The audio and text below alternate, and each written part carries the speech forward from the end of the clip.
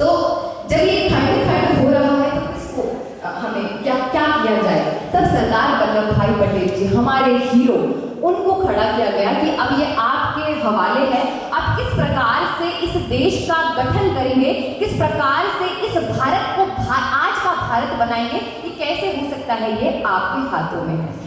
तब सरदार वल्लभ भाई पटेल जी ने और उनके साथ एक महिला थी जिसका नाम हमें नहीं भूलना चाहिए, वीपी मनन करके, उनको भी हमें याद करना चाहिए। उन दोनों ने मिलकर लेटर्स लिखे राजाओं को, कुछ आराम से मान गए, कुछों को धमकाकर मान लिया और कुछ ऐसे थे जो मान ही नहीं लेते, जिनमें से एक था हैदराबाद का निजाम, है ना, वो बिल्कुल नहीं मान रहा था और वो भारत के अगेंस्ट खड़ा हो गया, भारत के ऊपर हमला करने के लिए। और उसने ये भी कहा था कि अगली जो ईद की नमाज होगी हमारी, वो कहाँ होगी?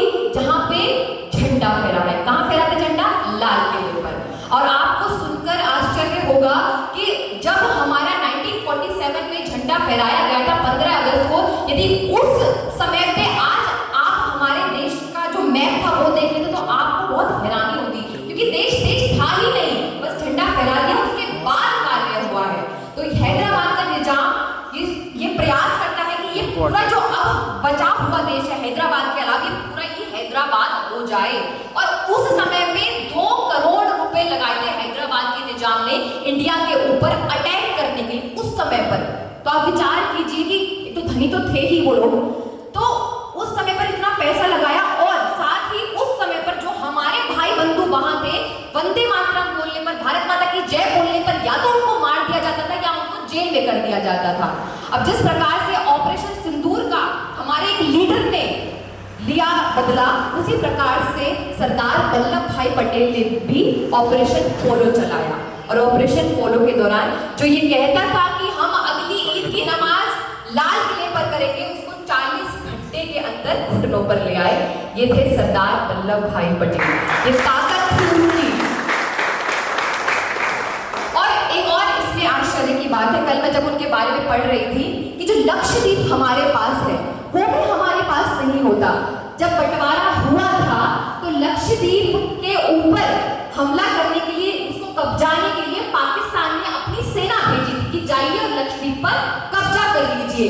उससे पहले सरदार वल्लभ भाई पटेल जी ने अपनी सेना वहां पर भेज दी और उस पर कब्जा किया, इसीलिए आज लक्षद्वीप भारत के नक्शे में आता है। तो मैं कहती हूँ कि जिस व्यक्ति के अंदर इतना सामर्थ्य है और केवल कोई युद्ध नहीं करे हैं, नीति से चले हैं, कैसे करना है, काम किया है उन्होंने, वो थे सरदार वल्लभ भाई पटेल। और मैं कहती हूँ कि सरदार वल्लभ भाई पटेल इसलिए है क्योंकि लाडवा देवी पाटिल उनके साथ थी। कौन थी लाडवा देवी पाटिल? हमें अकबर के बारे में पता है, हुमायूं, बाबर, उनका चार्ट, फैमिली चार्ट पता है, लेकिन हमें नहीं पता है कि सरदार वल्लभ भाई पटेल जी की माता कौन थी। लाडवा देवी पटेल जी सरदार वल्लभ भाई पटेल जी की माता थी। दुर्भाग्य है हमारे देश का कि हमें अकबर महान पढ़ाया गया, उनका चार्ट समझाया गया, उनका चार्ट पूछा गया, उनका चार्ट हमारे एग्जाम्स में आता है और हम लिखते हैं, तब हमें नंबर मिलते हैं। और हमारे एग्जाम्स में नहीं आता कि छत्रपति शिवाजी महाराज की माता कौन थी, हमारे एग्जाम्स में नहीं आता सुभाष चंद्र बोस की माता कौन थी, हमारे एग्जाम्स में नहीं आता है कि विद्यावती किसकी माता थी, किससे माता थी विद्यावती। माँ विद्यावती के पुत्र कौन थे? भगत सिंह थे। देखिए हमें ये भी नहीं पता है, हम कहते हैं कि भगत सिंह इतनी छोटी आयु में फांसी के फंदे को चूम लेते हैं, कहाँ से वो ऊर्जा मिली होगी? छत्रपति शिवाजी महाराज, आज छत्रपति शिवाजी महाराज इसलिए है क्योंकि माता जीजा उनके पीछे थी। मैं हमेशा कहती हूँ कि माता निर्माता भवती, निर्माण करने वाली माता होती है। जो एक बालक का निर्माण कर सकती है वही माता हो सकती है। जननी कोई भी हो सकती है, जो एक शिशु को जन्म देती है वो जननी हो सकती है, लेकिन माता केवल वही हो सकती है जो निर्माण अपने बालक का करती है। और वो निर्माण करने वाली ऐसी माताएं थी, इन्होंने अपने बच्चों को हौसले दिए, स्ट्रॉन्ग बनाया है। माता जीजा का परिश्रम यदि आप देखेंगे तो आप सोचेंगे कि ऐसे तो बालक को करा ही नहीं जा सकता है बड़ा, जिस प्रकार से माता जीजा ने छत्रपति शिवाजी महाराज को बड़ा किया है। एक नन्हा सा बालक इस पूरे विश्व के सामने अजय योद्धा छत्रपति शिवाजी महाराज बनकर खड़ा हुआ है क्योंकि माता जीजा उनके पीछे थी। इसीलिए हमें यदि हमें याद है कि अकबर के बाप कौन थे और हुमायूं का बाप कौन था, तो हमें ये भी याद रखना चाहिए कि हमारे जो वीर वीरांगनाएं हैं उनके माँ बाप कौन है।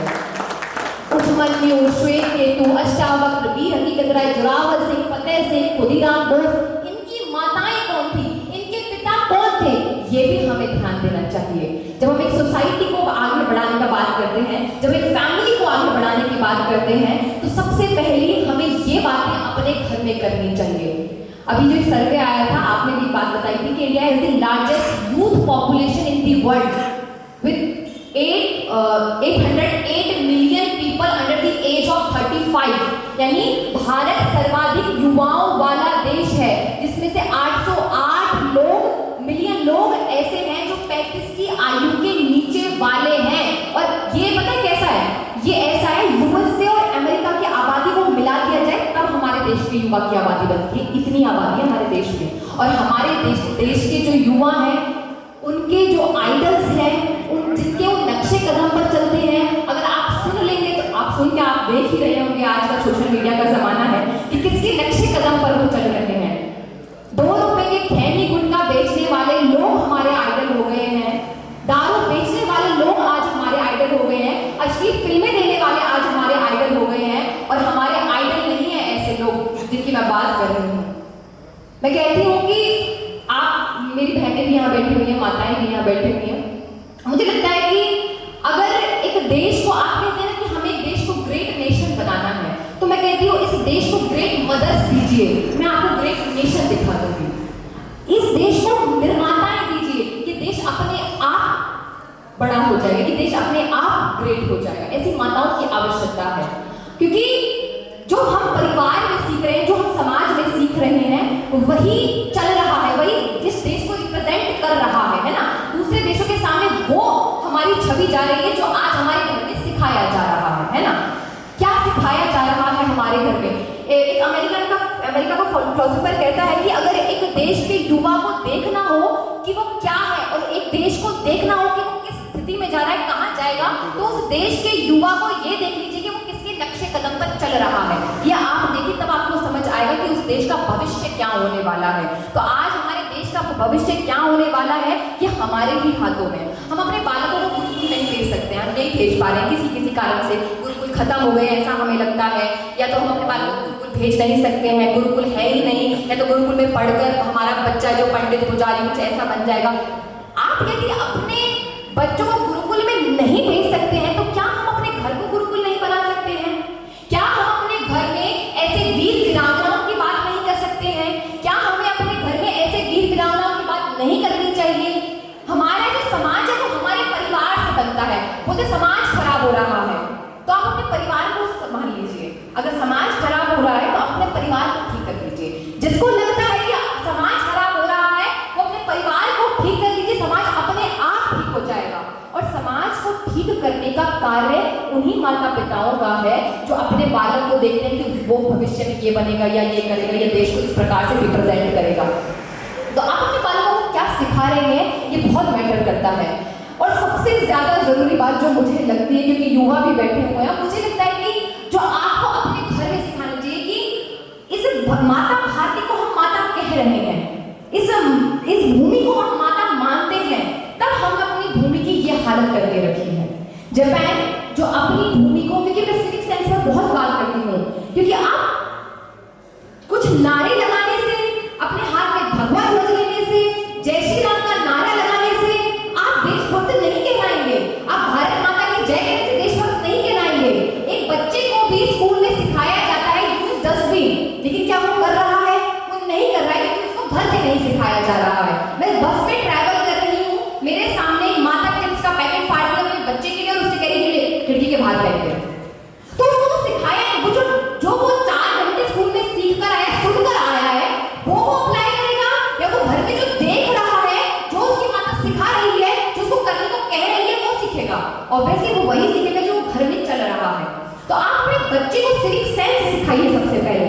आप इस माता को, मुझे लगता है कि आज यदि सरदार वल्लभ भाई पटेल जी जीवित होते तो वो इस प्रकार के भारत को देखकर वापस समझ जाते। सच में जिस प्रकार से हमने अपने आप को बांटा हुआ है, जातियों में, मत, पंथ, संप्रदायों में, राज्यों के नाम पर हमने अपने आप को जिस प्रकार से बांटा हुआ है।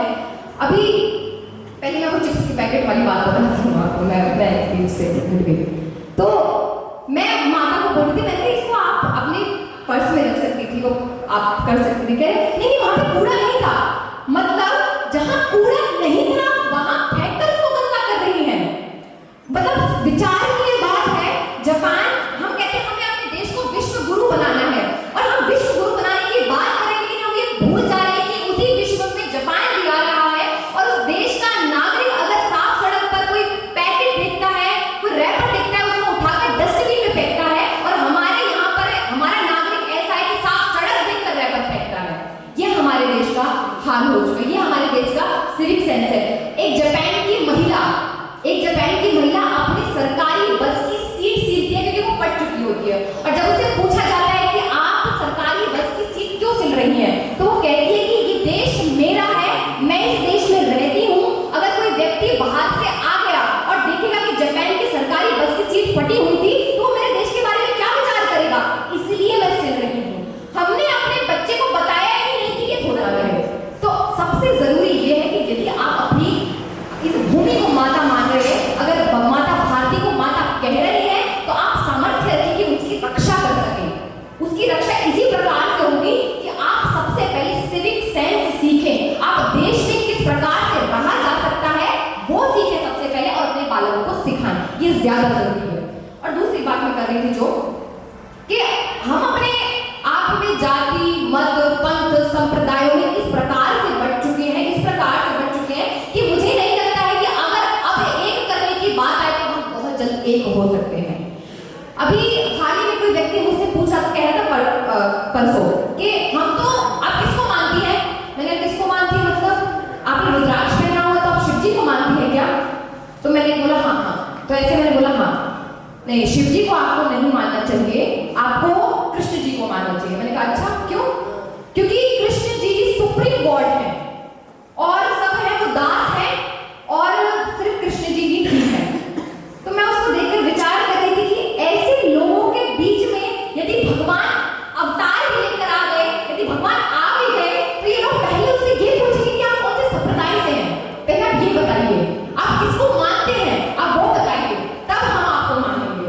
तो ये इस प्रकार से हम बढ़ चुके हैं। हमने भाषा नहीं छोड़ी, हम भाषाओं के नाम पर बढ़ गए, राज्यों के नाम पर बढ़ गए और अब हम संप्रदायों के नाम पर इस प्रकार से बढ़े हुए कि हमें एक नहीं किया जा सकता है बहुत जल्द।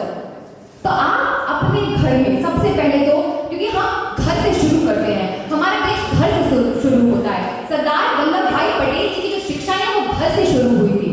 हम कितने भी फ्रीडम फाइटर्स को लेंगे, हम कितने भी वीर वीरांगनाओं को लेंगे, उनकी जो शिक्षा है उनके घर से शुरू हुई है।